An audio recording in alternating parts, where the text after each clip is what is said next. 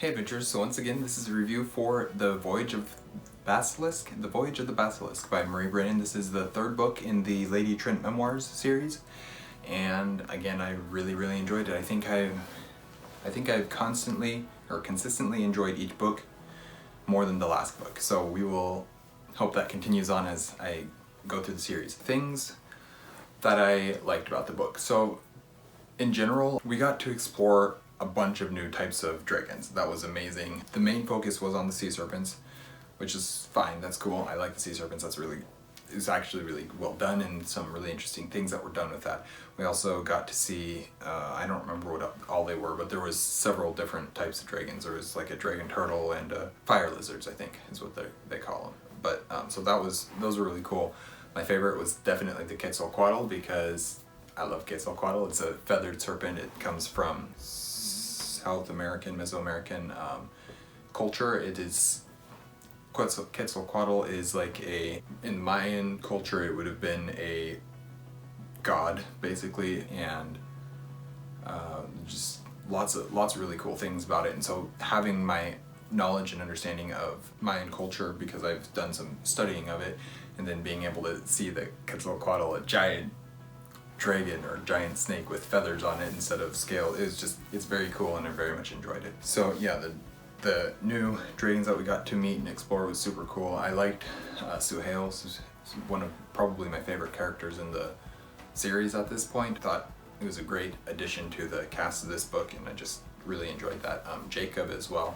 It's very good to see specifically his and Isabella's relationship. That was very much needed at this point, and we hadn't got it up till now, reasons, but and they were explained even in this book, but it was good to see. So one of the main things that I really noticed about this book was how when you're in a fantasy world, magic and technology, or magic and magical creatures has an effect on the world, and as such the technology would also be affected. This is one of the things that Brandon Sanderson does brilliantly in his works, is he incorporates all this magic or magitech and just uses it to further the technology in a believable way within the fantasy world, because of these other things that make it different from Earth. And so one of the things that they use largely, and that's a large focus of this book, is the fact that dragons exist. And so you incorporate draconic science, I guess, draconic biology into the science and technology of the worlds, and it's massively important, and it's a important plot point of the series. So I'm finding that I really like the way that it's being done. They haven't quite gotten to the point where they completely understand how to use it, but it's working, and I like it. As for the negatives, it's less of a negative and kind of just weird, took my enjoyment down a little bit, but there was some they brought in some new cultures, as they always do, and I appreciate that, and I really like and respect that, but they did some weird things with it that were weird and kind of not what I was expecting. So my enjoyment went down a little bit because of that, but it wasn't like, it made sense with the world and the story that was being set up. So it's not bad, it just was weird for me. Anything else?